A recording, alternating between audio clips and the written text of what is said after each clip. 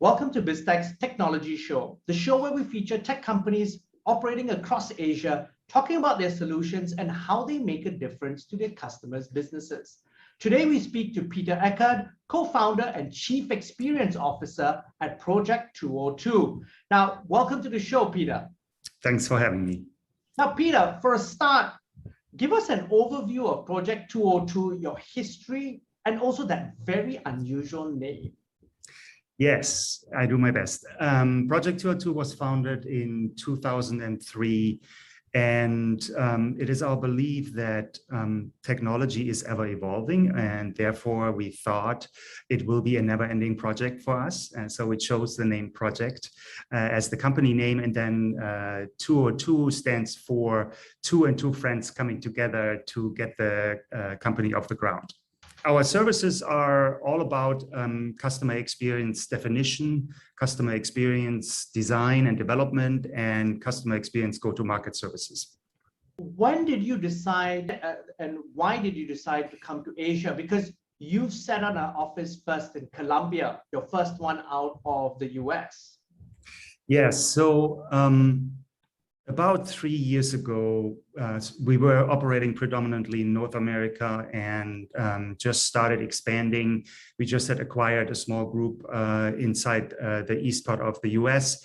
And we started getting requests from this region to help creating better experiences for some large companies. And so we were trying to deliver on our services promise from the US, which it became quickly clear that it's very difficult to do this over a time gap of 12 hours. So we decided to invest and double down and go to this region. And I'm kind of spearheading that movement for us.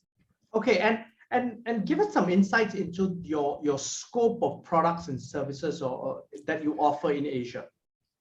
Well, our service offering is kind of end-to-end if the businesses that we're engaging with have a larger customer experience challenge. Most businesses that come to us, they have some problem identified in any of their customer experiences or in their larger strategy for their customers. And in that end-to-end kind of scenario, we do everything from understanding what the core problem is and what the core customer needs are, and then designing and creating new innovation, build it. So we do the actual building of these products and then help go to market with it. So that service offering is the same anywhere we go because it's a people business. All we do is like imagine new things, build new things, and we can do this pretty much in any city on the planet if we want to. Okay, and I'm going to come back to you a little bit about that, but which are the customer segments that you actually service and who are your key clients currently? So we have 250 projects at any given time where we're trying to address some customer experience problems. We are basically in every industry. And the reason for this is the problem statement around customer experience is so brand new. It's maybe only 15, 20 years old. It didn't exist before then. The problem statement is so new that many of these larger organizations struggle to curate all their experiences throughout the whole business. So think about a big company that has retail environments, that has online services, that has like mobile apps. These are all experience touch points for the exactly same customer. Yet these businesses treat them as separate things. So it's disconnected and disjointed. So whenever we have an experience that doesn't seem seamless, that's when we come in and help addressing those things and kind of bridge the gap. And Peter, so this is not something which is a US problem. This is a global issue. Customer experience and user experience, or what techies call CX and UX, are basically things which are neglected and have been neglected for a long time. Why is that? Companies are willing to spend lots of money on the deep tech, but on the front end user experience, which is where you engage your customers, they tend to shy away from that. Yeah, so there's like two major things about this what you're just describing. So number one is it's misunderstood what CX or UX actually is. It's seen as this visual improvement of things, or a little bit of magic sprinkled on top, some sizzle and coolness factor. It's completely misunderstood what this domain can provide for you as a business, and how it enables you to have better innovation, how it enables you to run your operations more smoothly, how it avoids having R&D waste, and so the market as a whole doesn't understand it very well because it's so young. The other problem is, for the longest time, technology companies come to these businesses and tell them that they need to invest into technology. And so most organizations start with the idea of technology, then try to adopt the technology within their own business and change the business access to the technology. And then last, they try to force that new paradigm onto the customers, which in our mind is the opposite way of how you should be doing this. You should be first understanding your core customer needs, then you should address what your business can do for those needs and the services you need to provide and the products you need to provide. And then you should choose the technology that will enable those experiences and let those experiences come to life. The problem is that there's many technology companies out there that are trying to still do it the old way, buy technology and the rest will be easy, So then how do you get them to change their mindsets? Because as I said, this is not a problem that has not been identified, and it is a global problem among large companies. So when we started this, like almost 20 years ago, the conversation was very difficult because this was so brand new, and when we base a lot of things in behavioral science of customers, so what they do and how they behave and why they do it, and so nobody really was looking at this at that time. Nowadays, there's shining examples where great experiences have delivered great business results. So companies started to notice. So companies starting to wonder, okay, so what are they doing different than we are doing? Why are they performing better? Why is there a disruptor coming out of nowhere? How is that possible? We also have technology. Why is ours not connecting? And so they're starting to ask these questions, and then that's our entry point to have a conversation, which is all around like, well, do you truly understand your customer? It's not just a segmentation. Who are your core customers, and what are their core needs? Many people still have this idea that a feature will address your core need, but it needs to be also addressing emotional needs. It needs to be addressing aspirational needs. So it's a complex proposition, and we now have delightful experiences everywhere in our life. It's the Netflixes of this world, the Grabs of this world that make us all want better experiences, even if we go to work. Yeah, because our expectations have now gone to a completely different level. And because of those brands like Netflix, globally, you turn on a switch and you expect it to magically appear. If it doesn't, that's when you're surprised, because your full expectation is global delivery. Yeah, you got it. And it gets even more complex. We have now some massive projects with large organizations that cannot attract talent anymore because they don't have the right tools for the younger workforces to come into an organization and wanting to stay because the tools are outdated. The technology you provide for people to just get their job done is outdated. So we do a lot of internal customer experiences now. Things that nobody out there really sees. That is for you when you have to get your job done at your office. So it's we call it, we're living in the age of experiences, and the standard keeps rising. And when you have these delightful experiences, you don't want subpar anymore. It's pretty straightforward. Now, Peter, you have clients in financial services. You also have clients in the automotive sector. You work with people like Tesla. Give us some concrete examples of how you've helped your clients. Yeah, so we have, of course, shiny, exciting companies like Disney Plus and Tesla and so on. But if you really peel back the onion, they all have the identical challenge, which is, how do I understand my customer better? How do I understand better how the customer behaves? And how do I give them an experience that will be simple, intuitive, and delightful? And those are kind of the key aspects of this. So you can now go to any industry, any company, and you can ask any business, basically, do you understand your customers well? If you do, then you can give them better experiences. You just need to do the necessary techniques to get it to life. But most businesses actually don't spend time going outside of their own walls to truly understand their customers. They collect a lot of quantitative data, but you also need qualitative data. And without qualitative data, you're basically just guessing what will stick. Okay, so Peter, one of the things that I'm assuming from what you've just told us is actually this. Your teams obviously have to be multidisciplinary. Walk us through your methodology. I mean, how do you actually arrive at what needs to be done? Yeah, so the very first step, and it doesn't take very long, is revealing the actual business reality that a company is in. That is everything from their internal skill set, their strategy, their technology spend and investment, and their competition. And then last but not least, customers. So we're diagnosing essentially a business around those 5 dimensions and discovering what is truly your ailment. Many organizations think they have a problem, but they're only treating the symptoms. And then, we need to get at the underlying problem.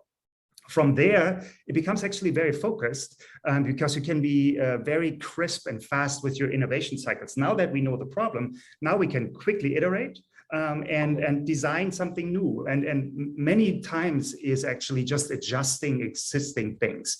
Like we have an experience that is not performing, we just up-level it. We create a better experience on top of the old one, and then we're already helping the business. And then the rest becomes very straightforward agile design and development.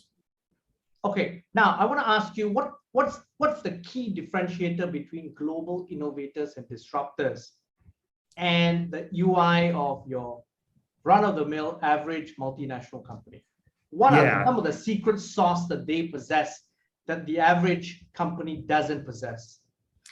They have understood that the design domain as a whole is a really important function in their business, and have that unit has some real power. So they have a seat at the table on the highest level. So you can go to Gartner and Forrester, they have this index that they're tracking, and and some other groups as well. Basically, design-led organizations outpace all other organizations by multiple 100 percentage points. Yeah, and Apple is your gold standard of that. Yeah, and so design has real power. They're not baked inside a technology group. Many organizations, even if they invest into experienced design professionals, they anchor them wrong. They don't empower them to actually make real product decisions. They don't let them actually do the necessary research around their customer base. So these shiny examples like Apple have well understood how powerful the design thinking techniques are, and they have these units inside their business with real power. That's really the big difference. Okay, now what advice could you give organizations and governments who are always talking about digitization? And this is a buzzword, especially in Asia now. Digitization, we need to do a leapfrog. We want to future-proof and modernize. So I'm using all these buzzwords. Yeah. So what advice would you give them to really kind of go back to 101 and start? What are the key things they need to look at? Yeah, so digitization or digitalization is in itself not necessarily going to make the business better. What it does is it collects what was manual processes, things on paper, and digitizes them, right? And so you now can do processes a little bit more efficient. You collect the data, you store the data. Before, that was all on paper, right? So it's a necessary step, but it doesn't necessarily deliver more innovation because of it, or it doesn't necessarily be more elegant now, and the process may be more cumbersome just because you invested into technology. So the number one thing that we advise our customers on is you need to get to the core needs of your customers. The core needs are not just functional, they're emotional and aspirational. If you do not identify those 3 layers of needs, you can basically not innovate properly anymore. If you do know these, innovation becomes actually very easy because you know exactly what will matter for this customer. You can ignore feature bloat. You can actually focus on the things that will make a difference in that human being's life. And you can save money in the process because you can go to market faster. So it's all just related to the core needs of the human being. You know, when you talk about Peter, core means of the needs of the human being, I always think back to Amazon's one click. Because what we really need as individuals is simplicity and ease of use, rather than as I'm going to take your word up, feature bloat, which is becoming more and more apparent these days. Yeah, and there's also this emergence.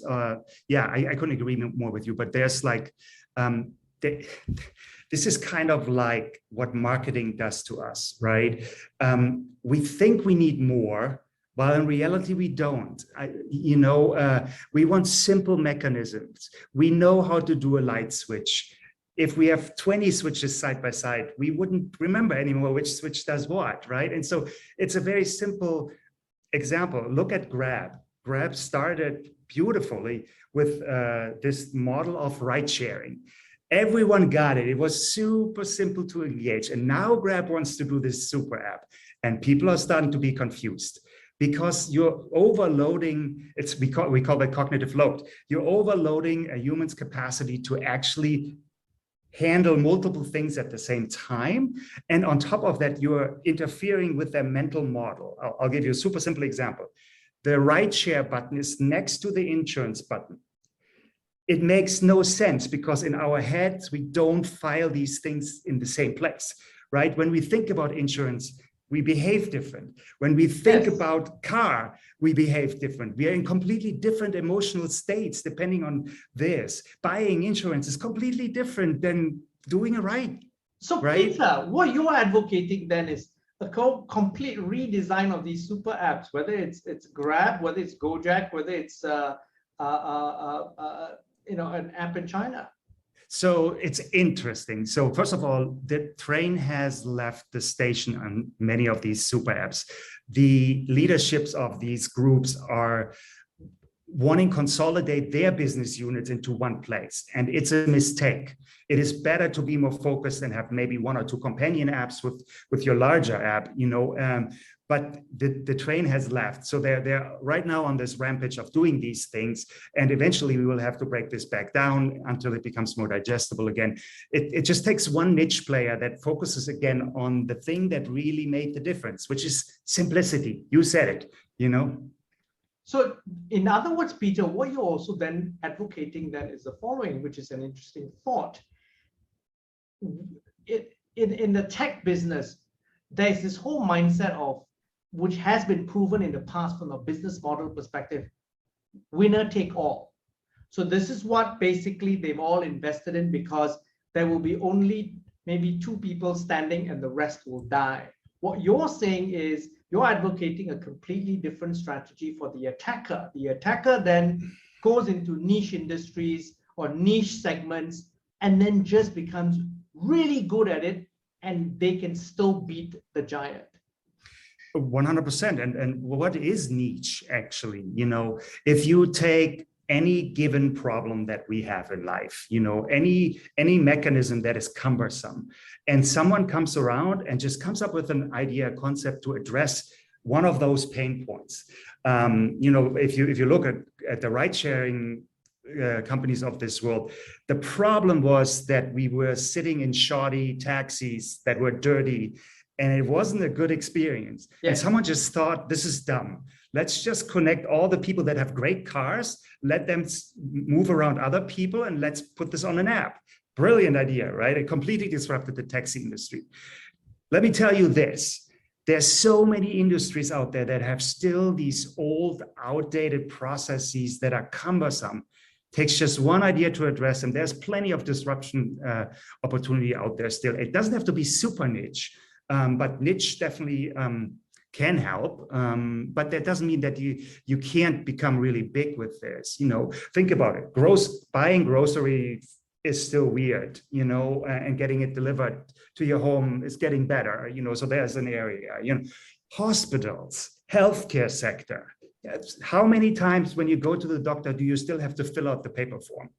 Every single time, even if it's the same doctor, you know, so there's so many broken things still out there, you know, there's plenty of opportunity to disrupt. Now, Peter, then in that case, what are some nuggets of advice that you would give if I'm a large company, I'm starting out, and I want to really do 3 or 4 things really well, very quickly to move the needle on my customer experience and user experience? What should I be focusing on? Yeah, so the first step is self-diagnosis, right? You need to map out what that experience is today. Most businesses mistake their sales funnel as the customer experience, but the customer experience is actually what the human being that is the customer is trying to get accomplished. By the time I come to your e-commerce site, I already had an evaluation process in my head. I already looked at things that I might want to buy. So this is the whole experience. So documenting what that experience is quite important, because then you can see where what you're doing for the customer experience and where you're falling short. It's really easy understood, right? You can self-diagnose yourself. Second step is you need to understand why people do certain things. For example, if your business has a losing customer base, you know, you want to understand why that is. So you need to go out and you need to meet those people and try to understand why they didn't buy, why they didn't click that button. Is it a breakdown in the experience? Is it because the product is too pricey? Is it confusing? You need to understand the why. Many businesses only look at quantitative data, which essentially only tells you what is happening, but you also need to know why it is happening. And so once you have those 2 data sets, you can actually synthesize for innovation, synthesize for improvements in your breakdowns, and synthesize for new features, or in most cases, actually reduction of features. Now, Peter, you have been in Asia since last year. What's your Asia strategy? Yes, so we just acquired a business and we will have offices in Malaysia, Singapore, Australia, and New Zealand, and we will announce this in a week.